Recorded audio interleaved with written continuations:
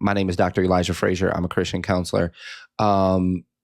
I have a PhD in Christian counseling with a foundation in theology. My undergraduate is in educational leadership.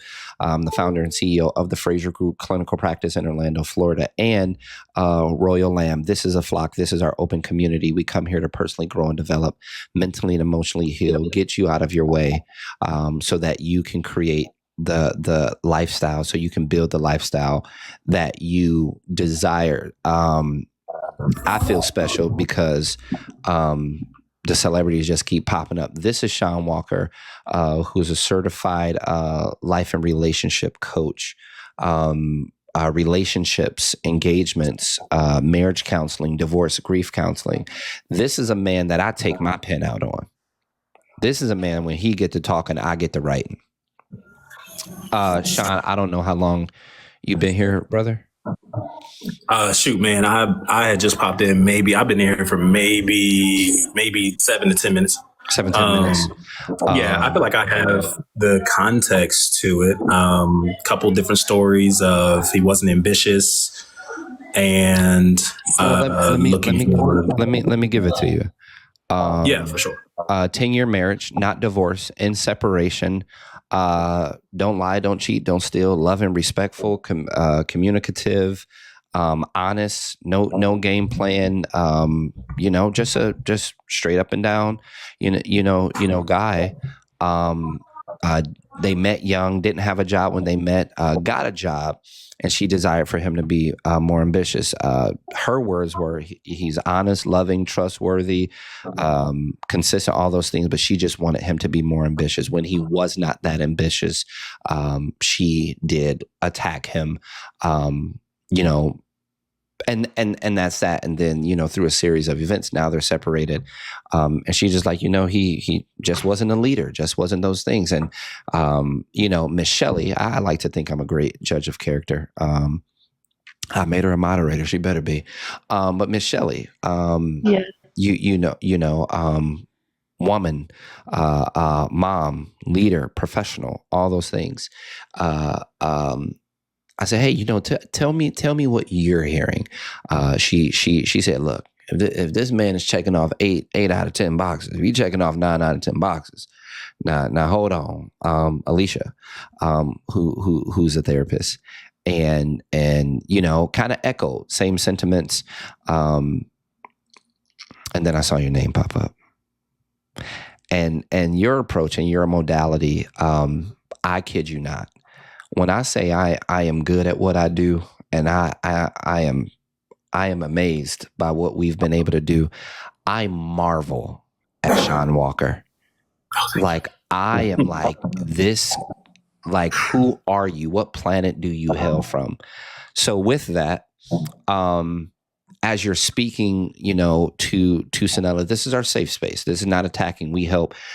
Sean has told me things I needed to hear. He like, hey man, I don't know if I would have did that, brother. This, I'm like, oh man, you think I messed up? That like we are family.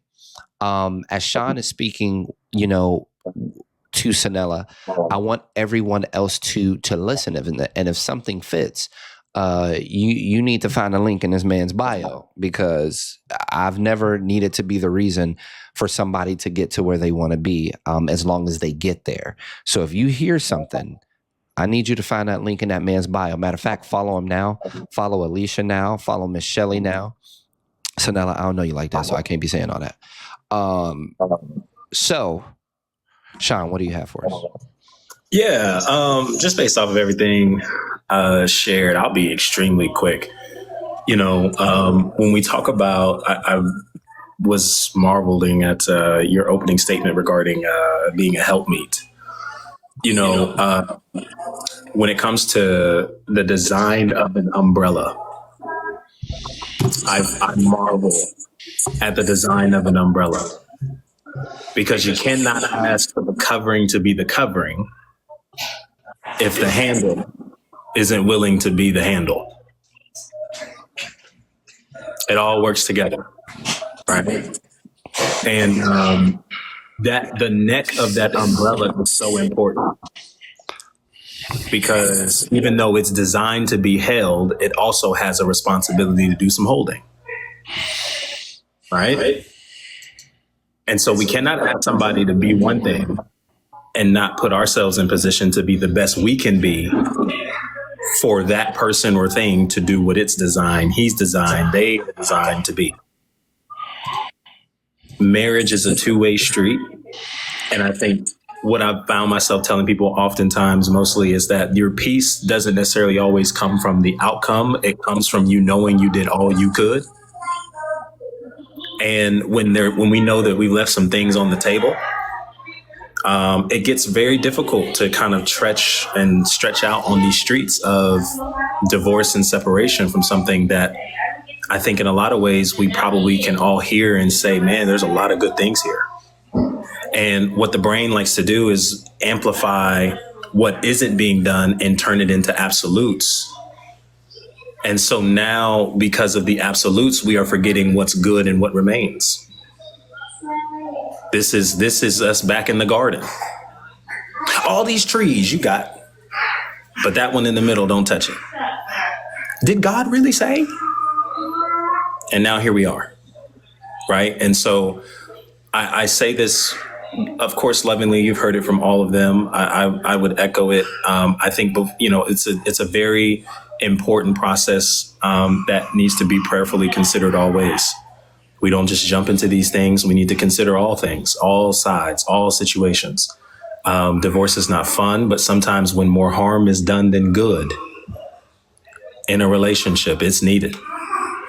But in this particular situation, we have to be honest and say we have not came in as full as we should have been and what we need to be in order to be sure that they also what they need. I'm going to use this last example because I mentioned earlier that you talk to the king in him, not the fool in him, because the one you talk to most is the one you'll see most frequent. OK, there was an experiment that was done where an individual was talking to a plant as he was nurturing and cultivating this plant. And his first attempt at talking to this plant, he would say a lot of negative things. Don't grow. You're not enough. Can't be enough. You're not the right one for me. And that plant ceased to actually flourish and grow. But it was the plant that not only was getting the nutrients it needed, but was also spoken to with love, care, and support that grew the most. Because your words carry life and death. And this is a responsibility that we all have, regardless of the relationship you find yourself in. And I'm just a firm believer that if we have the capacity to recognize in this marriage and union that I am you and you are me, then how I talk to you is often a reflection of how I talk to me. The same Bible we both believe. He said, love your neighbor as yourself. That assumes that there's enough love for you to be able to come in full to move in abundance towards those around you. And so this is a heart check that we have to be considerate of. And I don't know all the details. I'm not there. I echo everyone's statements. I don't know all the details. I just want you to be sure that you're doing all you need to do as a wife, so that in the event that things go awry, you get your rest. Not because the outcome was favorable, but because you know you were who you were supposed to be. That is where fulfillment and abundance comes into play. Love is patient. Love is kind. It doesn't envy. It doesn't boast. It is not proud. It does not dishonor others. It is not self-seeking. It is not easily angered. It keeps no record of wrongs. Love does not delight in evil, but rejoices in the truth. It always protects, always trusts, always hopes, always perseveres. Love never fails. It didn't fail because the outcome wasn't favorable. It failed because this foundation of love wasn't present. That reflected abundance. That reflected unconditional efforts. That reflected a willingness for me to show up as this, because this is what I'm called to and who I'm called to be, not based off what I can have for me, not based off what you can do for me, but based off of who I have been designed to be. Just some thoughts, food for thought. I'll let you wash the dishes. I think it's something worth considering. Your words mean everything. And this season that you're in has different needs than the season that you were in 10 years ago. Every good gardener knows that the plants require different needs depending on the season. And if I'm not willing to shift that, I will play a role in destroying the very thing I was sent to create because I didn't adjust. That's the life of marriage. That's the life of connection. And if I can't adjust, I play a role, and a bigger role than I realize, of causing the harm I never wanted to see. You got a lot in you. This is where I get the privilege of calling you out. You got a lot in you. You have no idea the words that you have available to you to speak life into the man you want to see. But you have to accept that you have a role in creating that too. There's a reason why he calls Eve a helpmate. Because it wasn't about him being fully designed already. It was a role she also had to play in building up what God has given. That's when you know you're moving in as a wife healthily. You got it in you. I believe in you. And if you do all of that and nothing changes, things go awry, things go south, your peace comes from you knowing you did all you were supposed to do. There's a season and time for everything under the heavens. And the season's different, but it doesn't mean you will fall under the pressure of it. I hope that makes sense. I'm finished. Got so much love for you. I hope things go well, for sure. Okay?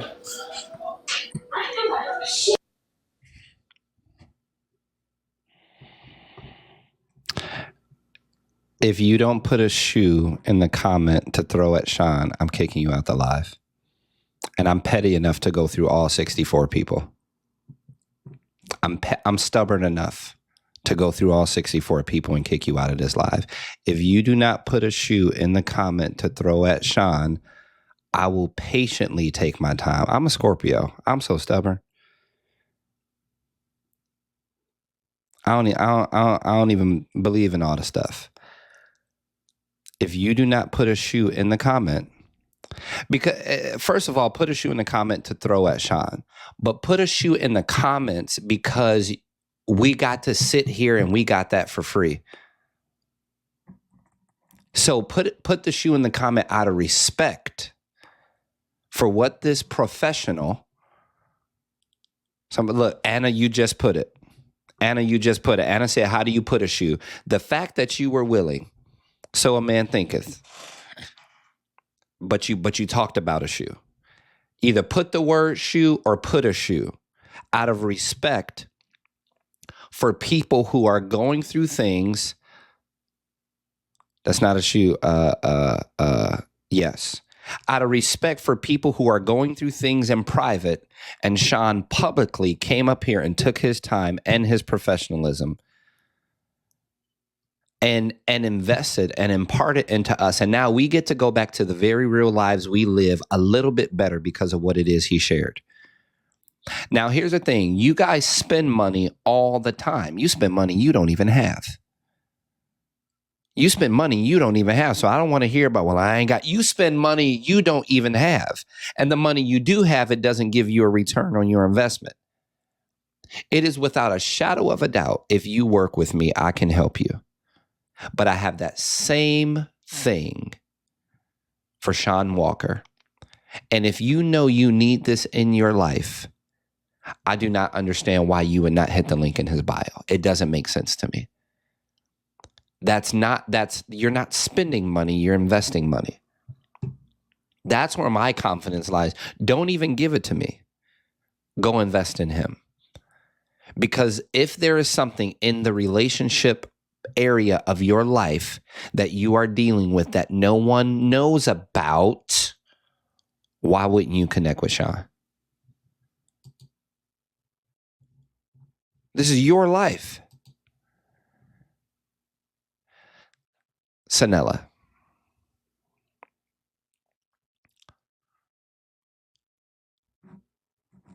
to get all of that, if don't nobody else book with Sean, you should. I didn't even know he was going to pull up. I thought he was live somewhere else. He either with a client or on live.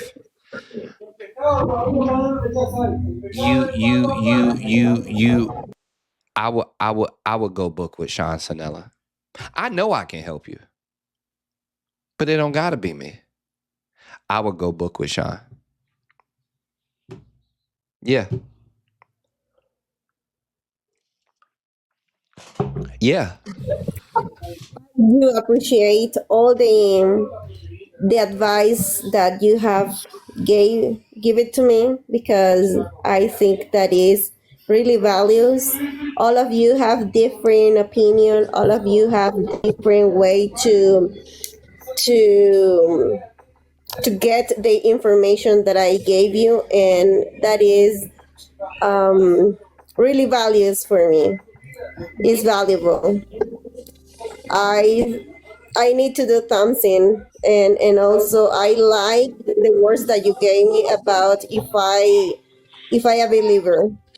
That is one of the things that I need to place in the first step.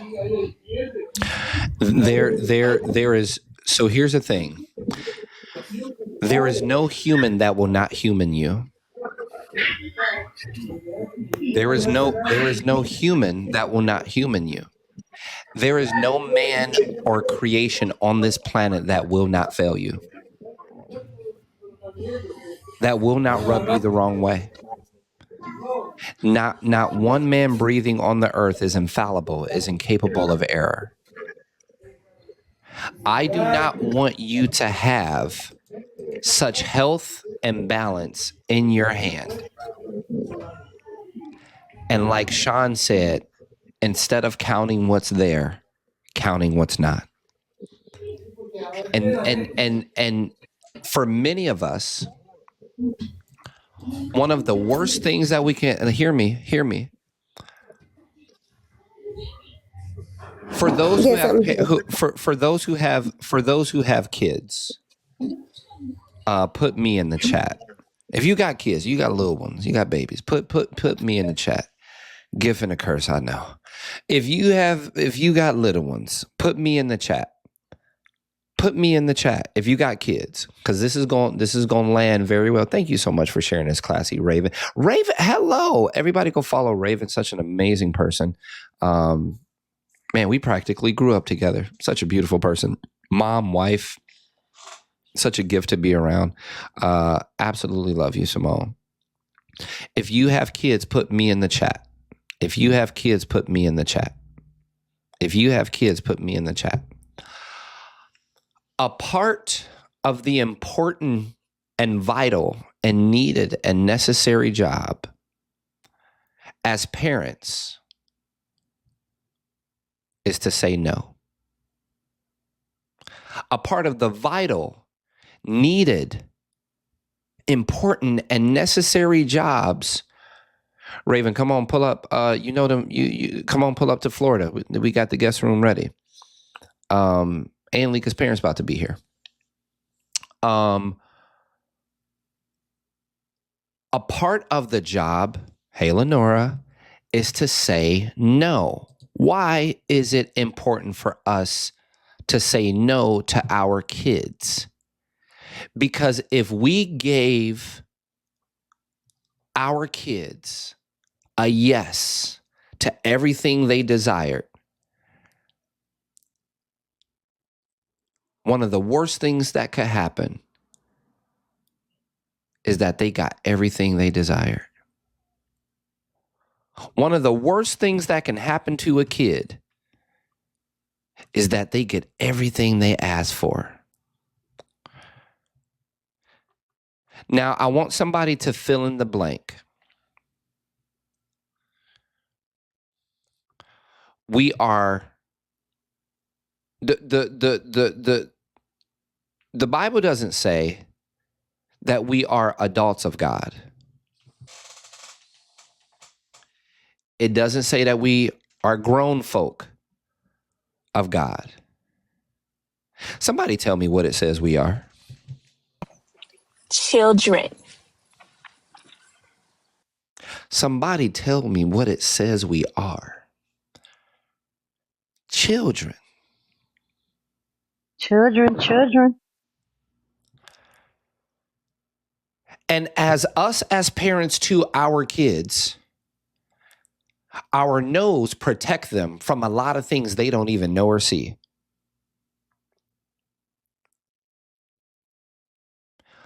As adults,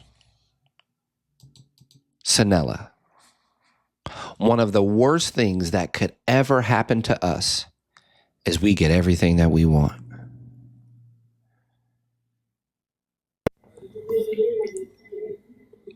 And Yes, I know. And sometimes the things that we're asking for, because you can't convince a kid that they can't live off cotton candy. You can't convince a child that they need sleep, that they just won't be good. You can't convince them any different.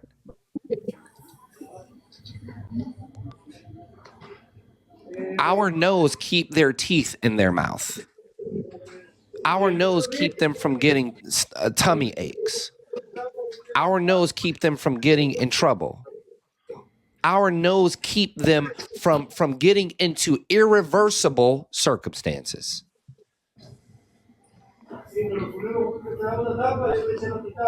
You're separated.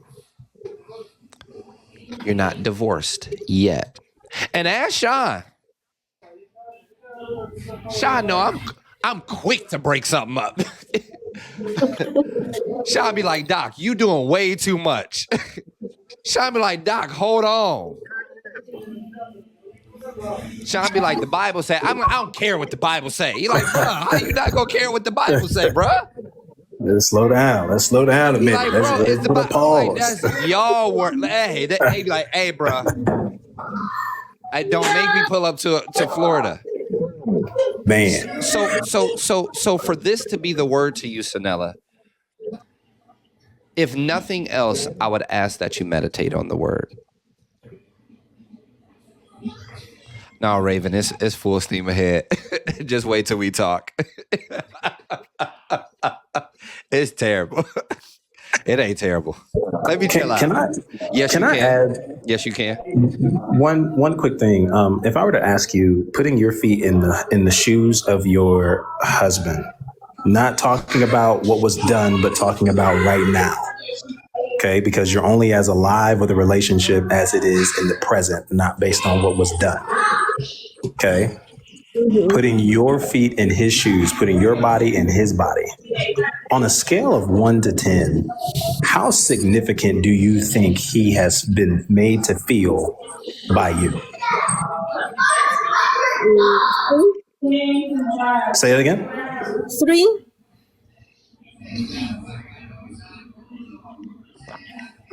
We know why. We know why this is happening. It's not random. And this is what we have the opportunity. I love asking that question because it takes us out of all the things that we might want to use to justify where we are now. And it keeps us firmly in the present with what can be based on decisions we can make. You can speed up a season by the decisions you make. Yeah, I don't understand that part. But since my present, I think that it's not what I desire. Talking about all the behaviors and everything in the past, since we are in 2026, right? For the past 2025 and all the years. But since today, I say that if I would have the opportunity to stay in the relationship, and if there is growing in him and also in him in this case, I would do it to be in the relationship, because I think that for family and also because for his values and other things that I like, I would be. However, I think that if I if I have in a scale of 3 in his life, he is living from the past.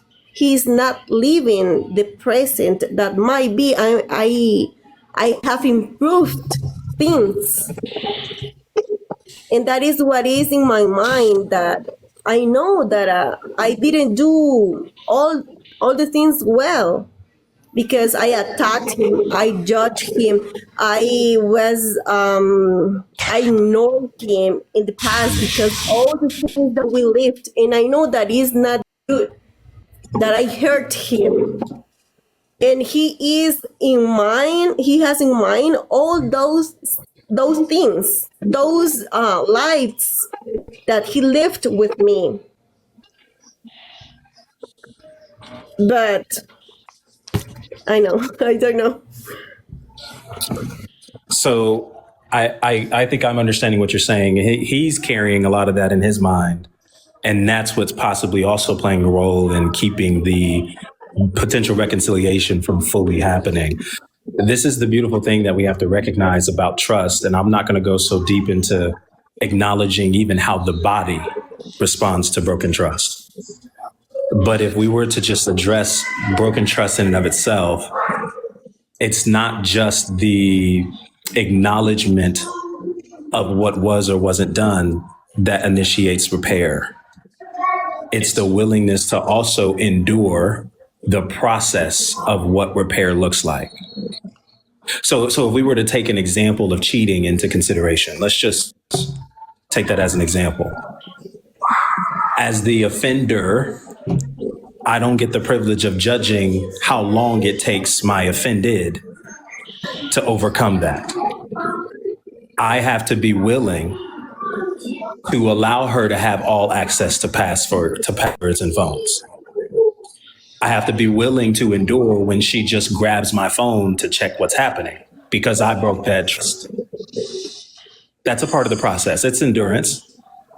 And even if there is a willingness for the reconciliation to take place, realize that part of your ability to regain that trust is your willingness to continuously, consistently connect and be open to what that process looks like. Now, in no way, shape, or form does that give him reign and rule to manipulate and hang that over your head, because the moment he agrees, he's saying, I'm willing to work on it too. Which means I'm not going to hold that above you, and I'm not going to enact on keeping records of wrong. I'm not going to punish you. I'm not going to do any of that.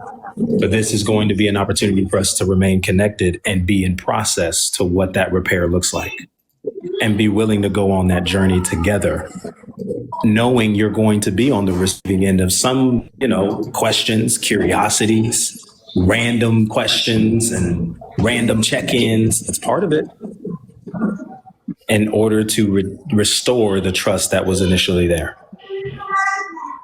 So just like he's there, it's a process.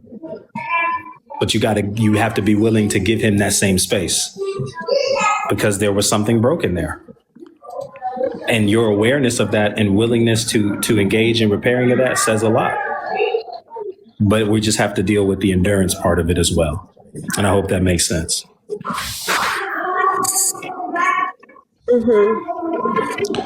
It's a gift, man.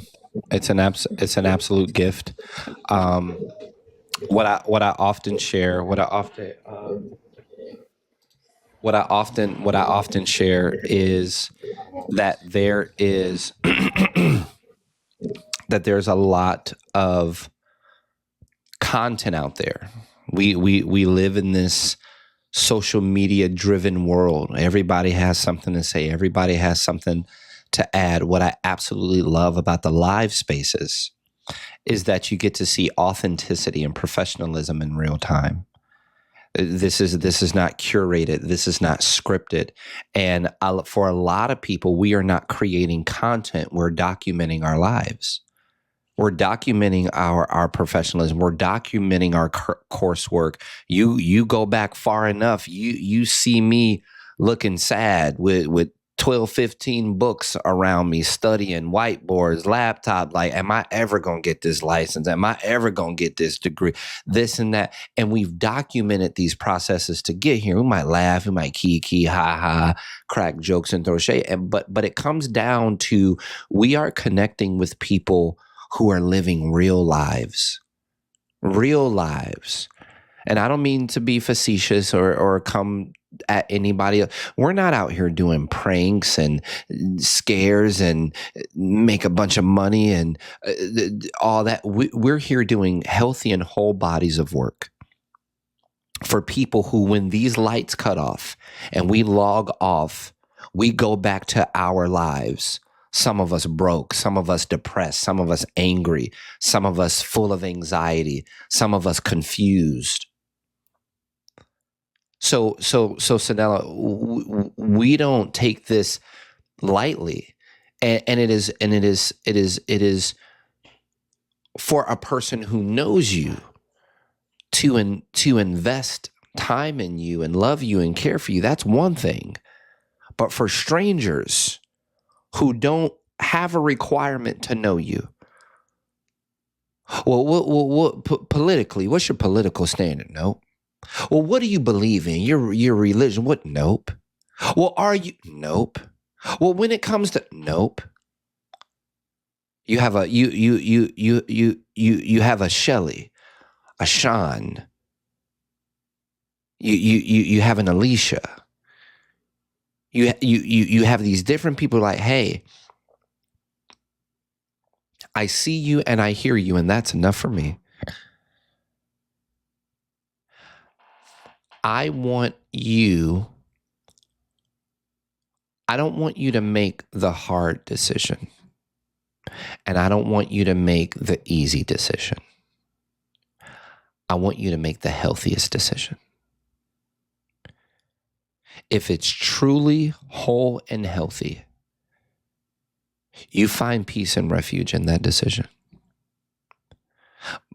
Just know and remember that whatever decision you make is still going to require health from you, even if you get exactly what you're looking for. It's often easier to skip out on accountability when you settle. It's going to require more if you get what's actually for you. So, I hope this was good for you. I hope it was well. I hope it was healthy.